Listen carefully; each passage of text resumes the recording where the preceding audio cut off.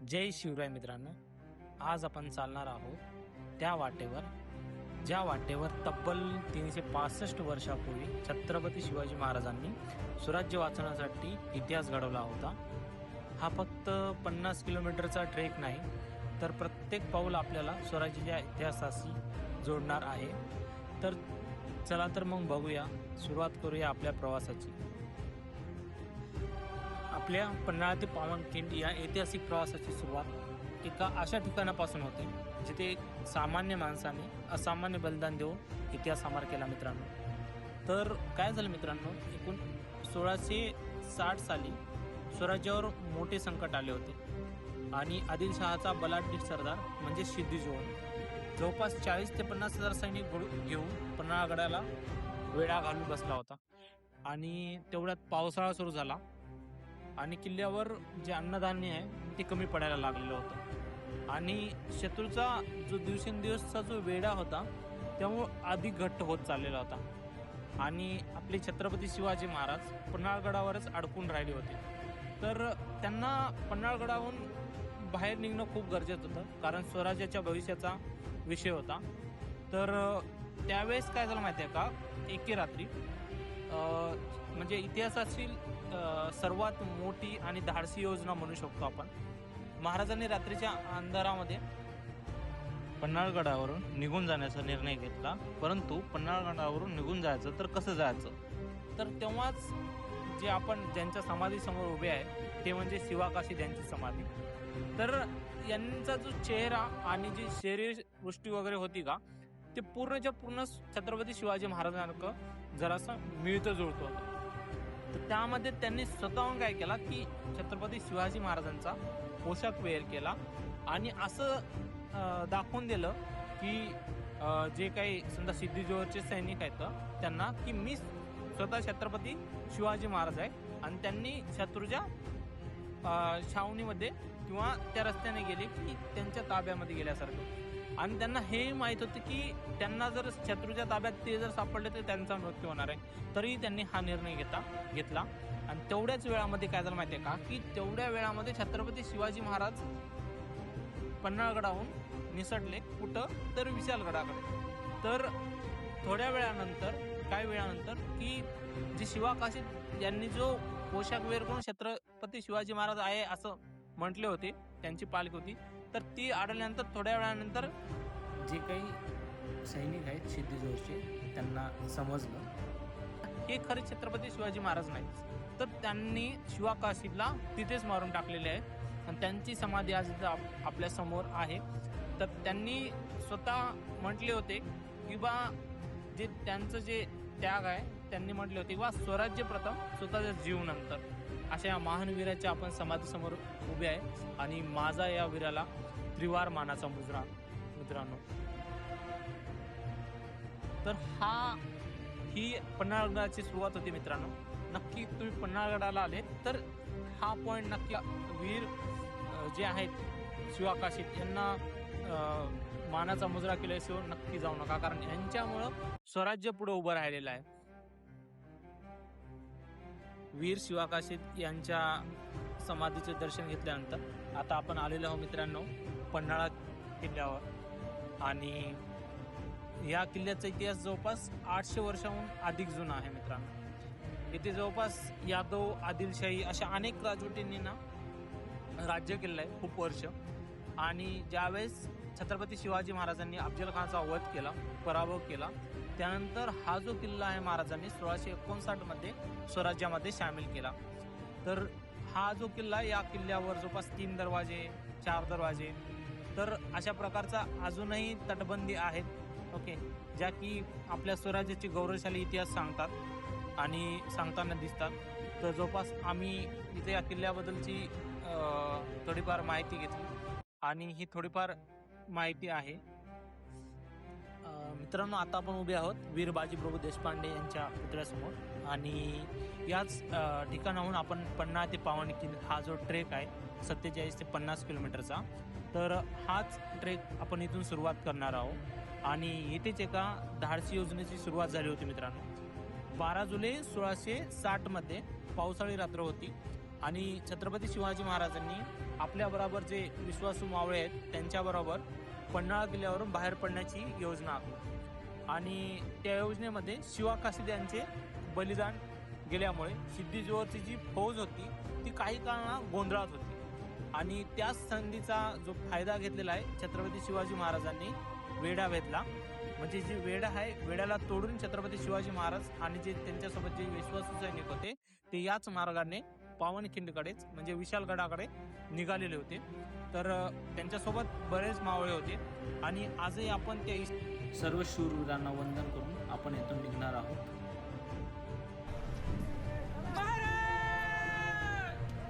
गणपती गजपती अशोकपती प्रजापती सुवर्णरत्न श्रीमती अष्टावधान चक्र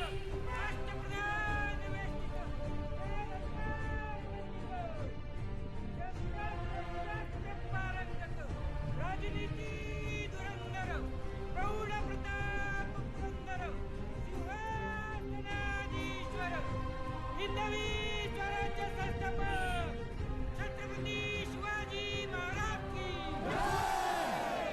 छत्रपती शिवाजी महाराज की जय. छत्रपती शिवाजी महाराज की जय. छत्रपती संभाजी महाराज की जय. छत्रपती संभाजी महाराज की जय. छत्रपती संभाजी महाराज की जय.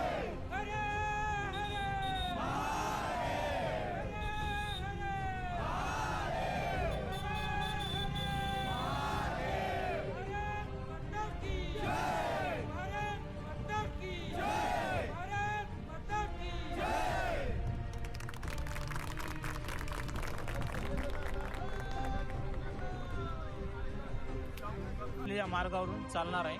तर पन्हाळ्याला आपण मागे सोडून आता आपण चालत आहोत मसाई पठाराकडे. तर आता आपण बाजीप्रभू देशपांडे यांच्या पुतळ्यापासून आपल्या ऐतिहासिक ट्रेकला सुरुवात केलेली आहे. आणि सुरुवातीचा जो हा मार्ग आहे तुरुकवाडीच्या दिशेने बाजी महाराज की जय. जय भवानी जय शिवाजी जय भवानी जय शिवाजी मार्ग आहे. हर हर महादेव. आता आपण तुरुकवाडी या गावामध्ये आलो आहोत. या गावातून जे भाताच्या हिरव्यागार शेतामधून जाणार आहे. तर शेतामध्ये पाणी असल्यामुळं पावसामुळे साचलेलं आहे. तर इथं पण घसरणारा भाग आहे. तर इथून भाततळी झाल्यानंतर आपण मसाई पठारावरच्या दिशेने चढाई करणार आहोत.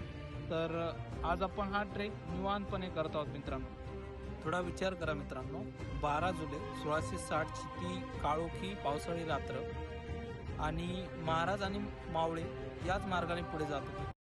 त्यांच्या मार्गावर सिद्धीजोहरचे सैन्य होते आणि शत्रूचे गुप्तहेर आजूबाजूला असण्याची शक्यता होती. प्रत्येक पाऊल हे सावधपणे टाकावे लागत होते. तर अशा परिस्थितीत महाराजांना आपल्या जे गुप्तहेर खात्याने माहिती दिली ती म्हणजे अचूक माहिती. आणि मावळ्यांनी हा जो प्रवास केला तर तो कसा केला असेल तर हे फक्त ऐकण्यापेक्षा नाही तर स्वतः अनुभवणे खूप गरजेचं आहे. म्हणून मी अनुभवण्यासाठी हा ट्रेक करत आहे आजचा. आणि माझ्यासोबत जवळपास आज तुम्ही बघू शकता एवढे मावळे आहेत. तर आपण याच मार्गाने पुढे चढणार आहोत मसाई पठारावर. तुरुकवाडी नंतर माळुंगे हे गाव आहे मित्रांनो. आणि या गावातून आपण आता जात आहे सध्याला. तर आपल्याला एक आजी दिसत आहे. तर विचारू त्यांना. आजी कुठे शेताला गेलते काय? जनावर चालता? बापरे. वय किती आहे तुमचं? बा. मित्रांनो आपण आता मसाई पठारावर पोहोचलो आहे. आणि पावसाळ्यात हिरव्यागार गवताची चादर आणि धुक्याने वेढलेले वातावरण, रिव्हर्स, वॉटरफॉल आणि मसाई देवीचे मंदिर यामुळे हे जे पठार आहे ना खूप सुंदर दिसते मित्रांनो. तर थोडा वेळ निसर्गाचा आपण आनंद घेऊया. आणि आता आपण मसाई पठार जवळपास पूर्ण 5 ते 6 किलोमीटरचा प्रवास राहील. आणि मसाई पठार जसंही आपलं कंप्लीट होईल तसंही आपण मसाई पठाराला मागे सोडून कुंभारवाडीच्या दिशेने पुढे निघणार आहोत. यापुढील मार्ग आपल्याला सह्याद्रीच्या डोंगरामधून आणि मोकळ्या माळरानातून आणि छोट्या छोट्या गावातून घेऊन जाणार आहे. तसेच मनामध्ये माझ्या प्रश्न पडत होता हा जो ट्रेकला येण्यापूर्वी की हा जवळपास 47 ते 50 किलोमीटरचा ट्रेक आहे. तर हा लोक म्हणजे कसे कंप्लीट कसं करतात. तर तुम्हाला एक थोडंसं मी सॅम्पल उदाहरण दाखवतो की माझ्यासोबत जे मावळे आहेत तर त्यांनी जे काही शिवरायांचे गाणे ओके स्फूर्तिगीते म्हणत हा पूर्ण ट्रेक कंप्लीट करतात. तर एक छोटंसं 10 ते 15-20 सेकंदाचा एक तुम्हाला व्हिडिओ दाखवतोय ते नक्की बघून घ्या आणि त्यावरून तुम्हाला समजून जाईल की आपणही कसं या मावळ्यांसोबत इझिली हा ट्रेक कंप्लीट करू शकतो. नक्की बघा एकदा. साखर शुभाच होणार, साखर शुभाच होणार, आम्ही गड्या डोंगरच राहणार, आम्ही गड्या डोंगरच राहणार, साखर शुभाच होणार, साखर शुभाच होणार. भावांनो, छत्रपती शिवाजी महाराज की जय, छत्रपती संभाजी महाराज की जय, हर हर हर हर हर हर बजरंग बली की जय, जय भवानी. मित्रांनो, आवडले का तुम्हाला जो माहोल आहे ट्रेकचा तो कशा प्रकारे, यामुळे हा ट्रेक मला करणं खूप इझी जात आहे आणि अशाच प्रकारे आपण खूप गावं कंप्लीट करत येत आहोत आणि येत असताना आपल्याला बरंच निसर्गाचे रूप पाहायला मिळतात. कुठे ऊन पाहायला मिळते, कुठे पाणी पाहायला मिळते, कुठे पाऊस ओके आणि नद्या आणि झरे खूप आपल्याला भेटतात आणि खूप एकदम भारी वातावरण झालेलं आहे पावसाळा असल्यामुळं. तर तुम्ही बघू शकता झरा आणि झऱ्यांचे आवाज, लोकेशन ओके. चलत असताना खूप साऱ्या गोष्टी शिकून जातात. तर कोणी येत असेल तर नक्की सर्व गोष्टी सोबत येऊन घ्या. अशा प्रकारे आम्ही ट्रेकमध्ये मित्रसोबत असल्यामुळं कॉफीचा पण बसून आनंद घेतला. आमच्या ग्रुपनं कॉफी बनवली आम्ही. तर बघू शकता अशा प्रकारे आम्ही कॉफी बनवली आणि इथे घेत होतो. नक्की तुम्ही या ट्रेकला या, कारण हा ट्रेक करताना निसर्गाचे खूप रूप पाहायला मिळतात. परत वेगवेगळे गावं, वेगवेगळे राहणीमान गावातील ह्या सगळ्या गोष्टी पाहायला मिळते. असे त्याच पद्धतीनं जो झऱ्याचा जो आवाज आहे, नद्या नाले ओके, नद्या वगैरे एकदम भारी भारी व्ह्यू पाहायला भेटतात. आणि जे वातावरण आहे पावसाळ्यात हा ट्रेक करणं खूप भारी ठरतो, कारण हा ट्रेक करताना जे ते नजारे पाहायला भेटतात ते नॉर्मल आपण कुठेही फिरायला गेलो, नॉर्मल वॉटरफॉलला जातो किंवा असा जो ट्रेकिंगचा अनुभव आहे आपण घेत नाही. आणि एकदम नंबर एक प्रकारे शुद्ध पाण्याचं पांढरसुद्धा पाणी पण दिसते बघा, बघून घ्या. आणि जो आवाज आहे तो तुम्ही ऐकत आज ओके. आणि ते आमच्यासोबतचे जे ट्रेकर्स आहेत ओके. कसं वाटते भैया? मस्त ना. फॉलो करा ride with cap okay. Sir कसं वाटते? सर आहेत, त्यांचं वय पण खूप जास्त आहे, जवळपास 58 एज आहे, तरी पण ते ट्रेकला आलेले आहेत आणि एकदम जोशमध्ये ट्रेक करत आहेत. आज बघा दुसरा दिवस आहे, जवळपास आम्ही 35 किलोमीटर क्रॉस केलं, तरी पण त्यांच्या चेहऱ्यावर एक वेगळी स्माईल आहे ओके. आणि अशा स्माईलनं हा ट्रेक करणं गरजेचं आहे ओके. मित्रांनो, अशा प्रकारे आपण कुंभारवाडी ते खोतवाडी, चापेवाडी आणि मंडलवाडी मार्गे एक निसर्गाचा आनंद घेत कळकेवाडीला आपण मुक्काम केला होता आणि कळकेवाडीवर मुक्काम करून दुसऱ्या दिवशी सकाळी धनगरवाडा आणि पांढरेपाणी मार्गे अखेर पावनखिंडला. येथून फक्त 100 ते 200 मीटर अंतर आहे. तर तुम्ही बघू शकता हा एंट्री पॉईंट आहे पावनखिंडला आल्यानंतर. आणि येथून जो हा रस्ता चाललाय पावनखिंड, चला आपण बघूया.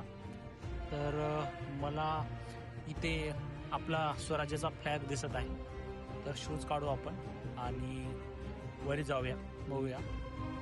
तर इथून बघत आहात हा आपल्या स्वराज्याचा फ्लॅग आणि खालपर्यंत खाली पावनखिंड आहे.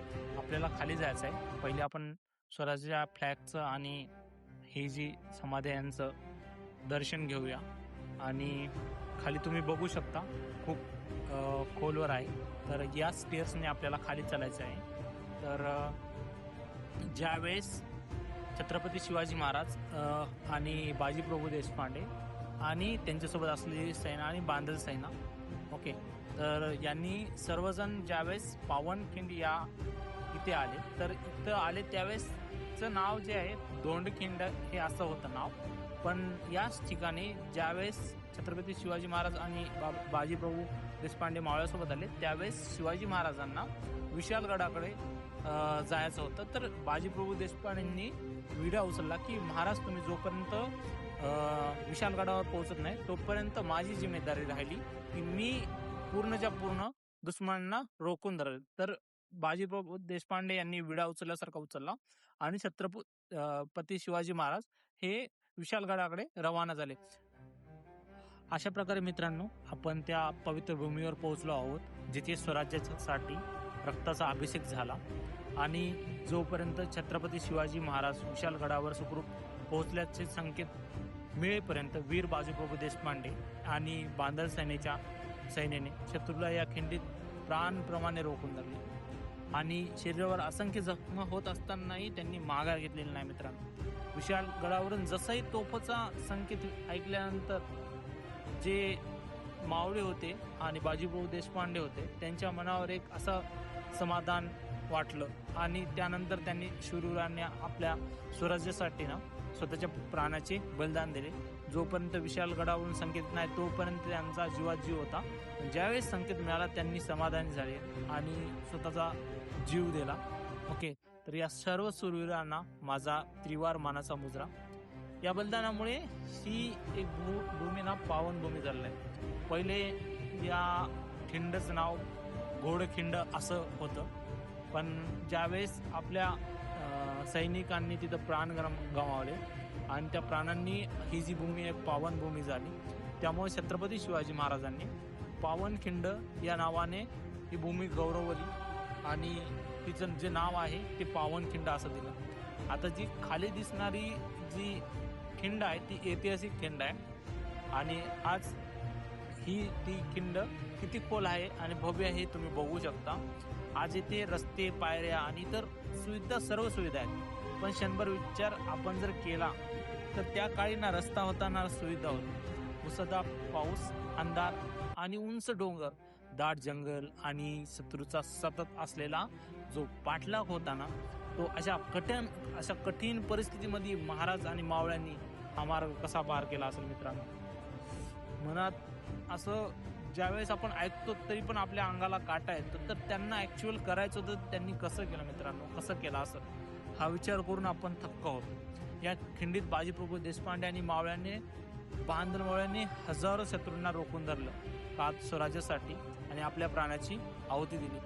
हा मित्रांनो एक 50 किलोमीटरचा ट्रेक किंवा एन्जॉय करायचा ट्रेक नाही, हा इतिहासातील आणि स्वराज्याच्या इतिहासात स्वतः अनुभवण्यासाठीचा जो प्रवास आहे तो प्रवास आहे. म्हणून प्रत्येकानं किंवा शिवप्रेमींना कमीत कमी एकदा तरी पन्हाळा ते पावनखिंड हा ऐतिहासिक ट्रेक नक्की करावा. मी म्हणत नाही मला सबस्क्राईब करा किंवा फॉलो करा, पण तुम्ही हा ट्रेक नक्की एकदा तरी करा. आणि ट्रेकबद्दल किंवा मार्गाबद्दल तुम्हाला कोणतीही माहिती हवी असेल तर नक्की कमेंट करा.